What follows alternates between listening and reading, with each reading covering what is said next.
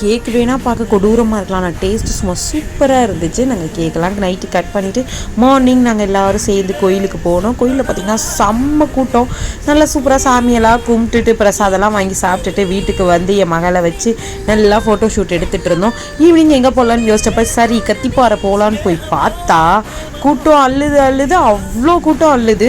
அங்கே நிறைய டெக்கார் பண்ணி வச்சுருந்தாங்க. அது மட்டும் இல்லாமல் கடையே இருந்துச்சு.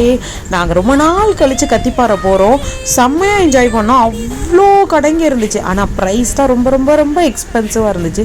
ஆனால் கேர்ள்ஸுக்கு கடல் மாதிரி இருந்துச்சு எல்லா கடையும்.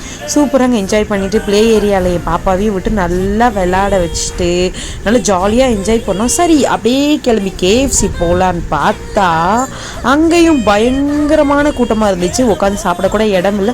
சரி ஓகேன்னு சொல்லி வேறு பிரான்ச்சில் உள்ள KFCயில் சாப்பிட்டுட்டு செம்மையாக வீடு வந்து சேர்ந்தாச்சு.